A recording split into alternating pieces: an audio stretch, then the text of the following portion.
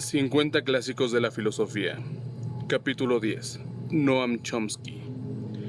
Noam Chomsky es tal vez el filósofo actual más famoso, pero estrictamente hablando es lingüística.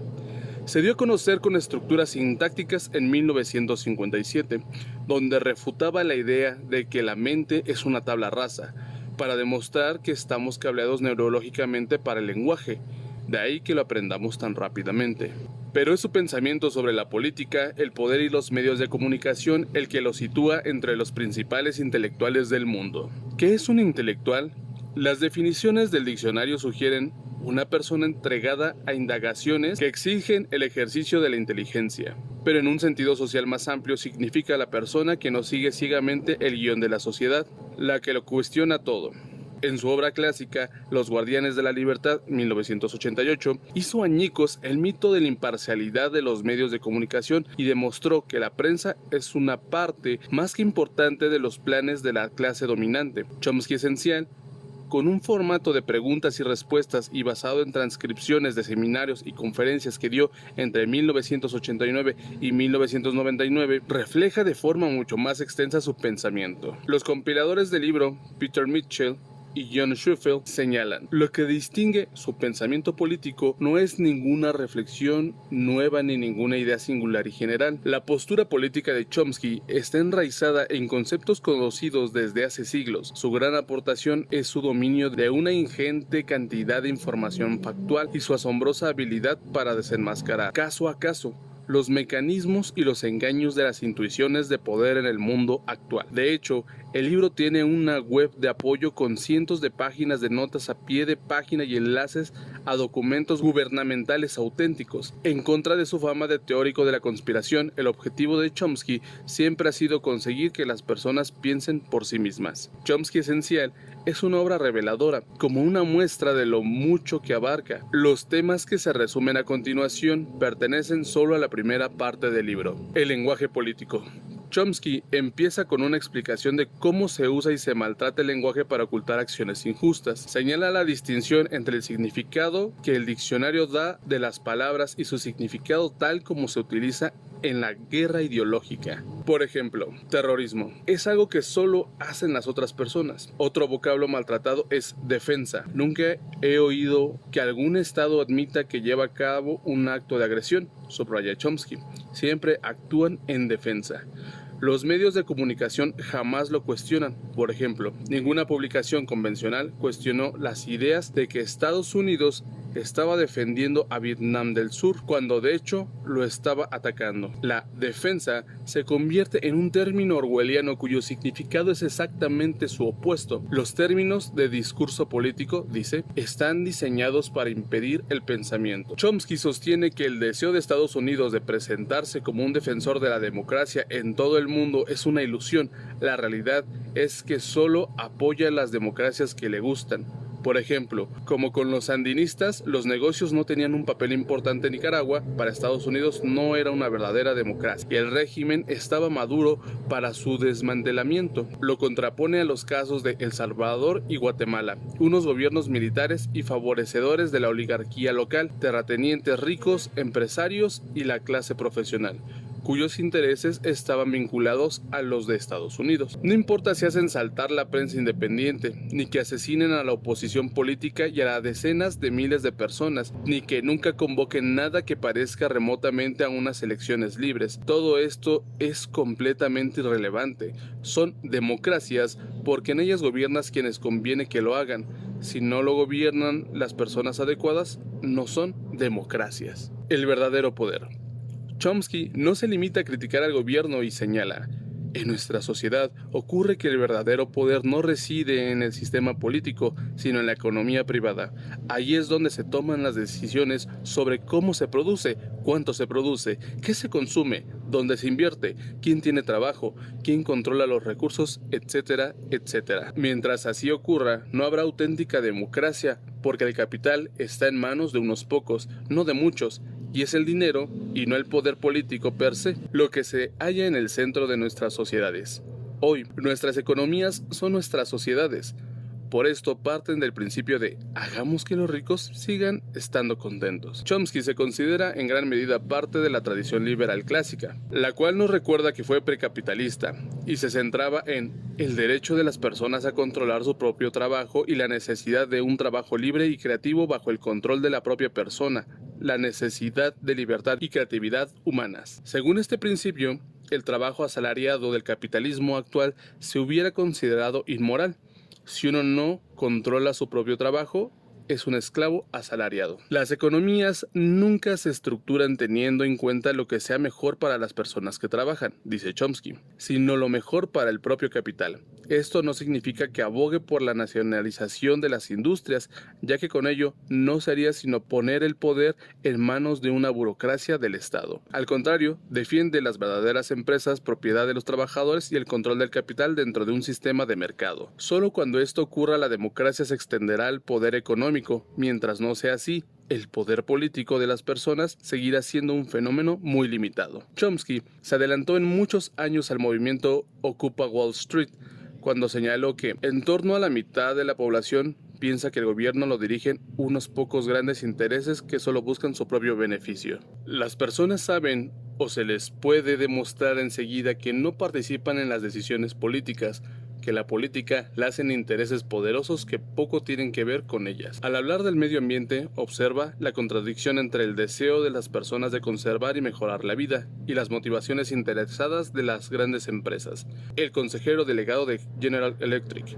Su trabajo consiste en aumentar los beneficios y la cuota del mercado, no en garantizar que el medio ambiente sobreviva, ni que sus trabajadores vivan decentemente, y estos intereses sencillamente están en conflicto. Pero ver razones para el optimismo, pese al lavado de la realidad que hacen los medios de comunicación y la toma de política por parte de las corporaciones, las personas en realidad siguen desconfiando de las élites y los intereses comerciales y de poder establecidos. La desilusión no es propia de la izquierda, señala, la puede canalizar cualquier causa o grupo dispuesto a movilizarse, entre ellos los evangelistas, los ecologistas, por poner un ejemplo más concreto, los ocupadores de Wall Street y el movimiento del Tea Party, los estados de dependencia. A pesar de la retórica de la extensión de la libertad por todo el mundo, Chomsky sostiene que el verdadero objetivo de la política exterior de Estados Unidos es que la máxima cantidad posible de estados sigan dependiendo de él. Así lo aseguraba Chomsky hace más de 20 años. Pero lo mismo se podría decir hoy de China y sus esfuerzos por comprar países como Nepal o sus regiones colindantes, y de muchas naciones africanas ricas en recursos. Las grandes potencias se oponen a la independencia de las pequeñas porque entonces pueden empezar a atender más el bienestar de su propio pueblo, en lugar de instaurar políticas que sirvan a los intereses del país superior. La política exterior de Estados Unidos está diseñada a medida de los inversores americanos, dice. Por esto, cualquier gobierno extranjero que implante medidas que anteponen a su pueblo no tendrá más remedio que irse. Estados Unidos insiste en que los países en desarrollo deben abrir sus mercados. En cambio, Chomsky aduce que no ha habido en la historia ninguna economía que se haya desarrollado sin intervención extensiva del Estado, como altos aranceles proteccionistas, ayudas, etc. De hecho, todo lo que impedimos que haga el tercer mundo en otras partes ha sido requisito previo para el desarrollo. Todo queda en casa. Chomsky sostiene que toda la política exterior se mueve al servicio de los intereses propios, pero ¿qué defienden las autoridades? Pone el ejemplo del ascenso al poder de los bolcheviques en Rusia. Nadie decía en serio que los bolcheviques planearan un ataque contra Estados Unidos. Al contrario, el miedo era que las ideas bolcheviques infectaran la política estadounidense. Justo después de la Revolución Rusa, Robert Lansing, el secretario de Estado norteamericano, advertía al presidente Wilson de que los bolcheviques atraían a los proletarios de todos los países, a los analfabetos y los deficientes mentales, quienes por su gran número se supone que van a hacerse con el control de todos los gobiernos. En otras palabras, las élites imaginaban a los estadounidenses pensando realmente por sí mismos y levantándose cuando había que mantenerlos en su sitio.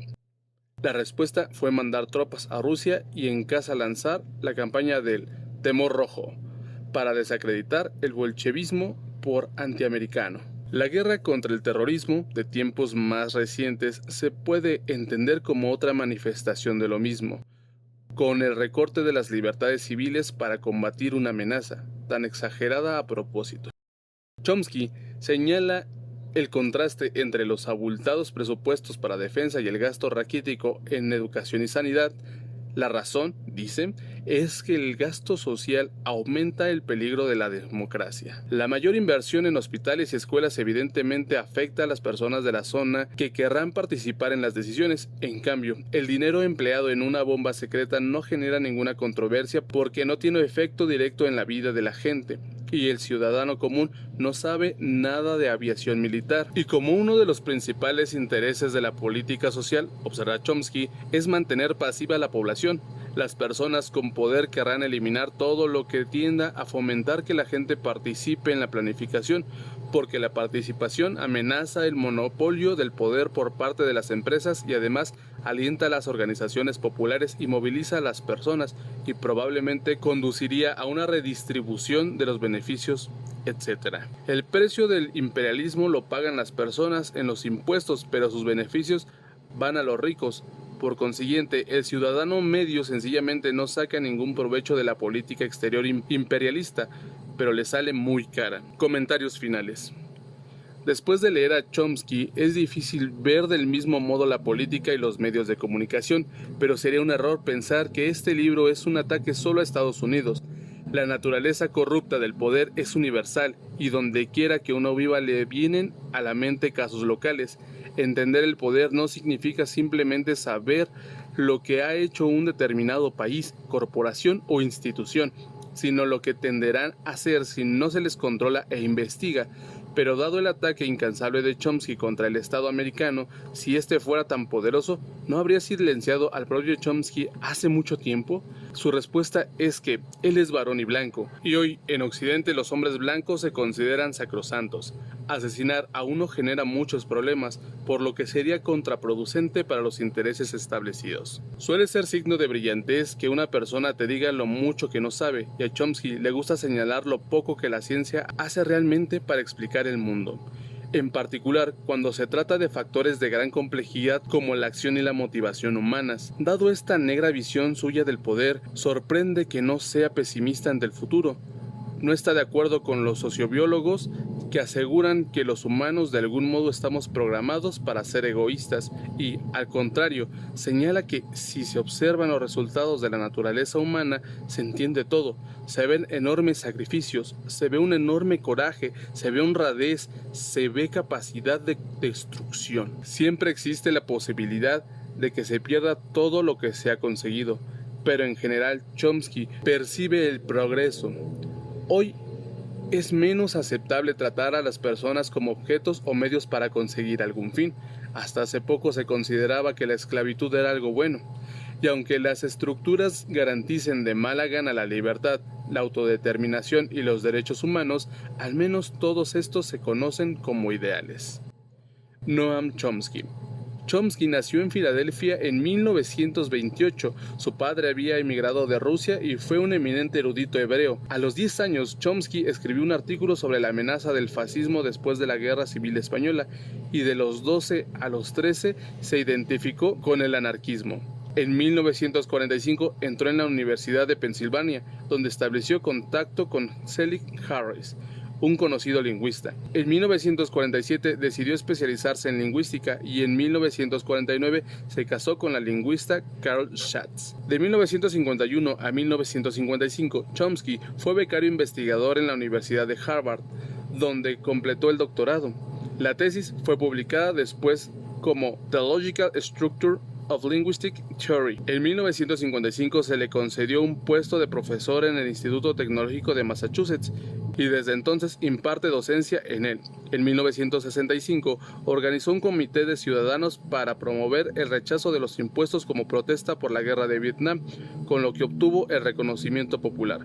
4 años después publicó su primer libro sobre política, American Power and the New Mandarins, 1969. Algunos de sus otros libros son The Political Economy of Human Rights, 1979, junto con Edward S. Herman, El miedo a la democracia, 1991-1992, Powers and Prospects, 1996, y estados fallidos 2006-2007. En 2001 se estrenó un documental sobre Manufacturing Consent 44 antes de Cristo, sobre los deberes. Porque, en nombre de los cielos, ¿qué es más deseable que la sabiduría? ¿Qué hay que sea más digno de elogio? ¿Qué mejor para el hombre de mayor valor para su naturaleza?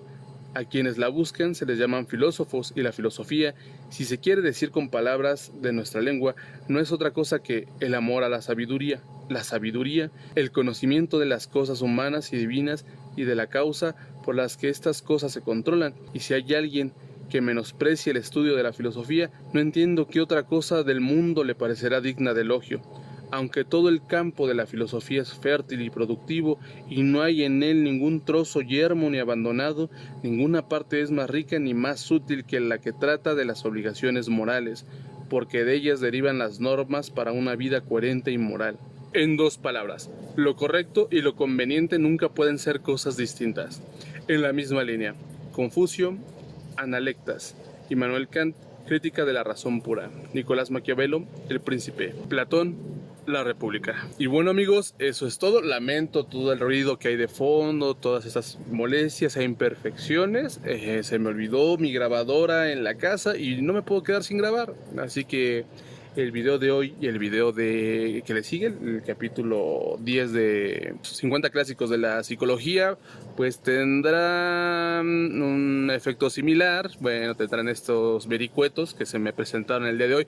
De verdad lo lamento mucho, pero no puedo dejar de grabar, no puedo dejar de trabajar y de subir contenido. Así que pues espero que nada más lo disfruten dentro de lo que se puede y valoren un poquito el esfuerzo, porque pues no nada más lo hago por hacer, ¿no? Hay un fondo en esta forma y espero que sea comprendida a mis deseos. No, bueno, nada más que les guste y ya, es eso. Bueno, nos andamos topando y eso es todo. Bye.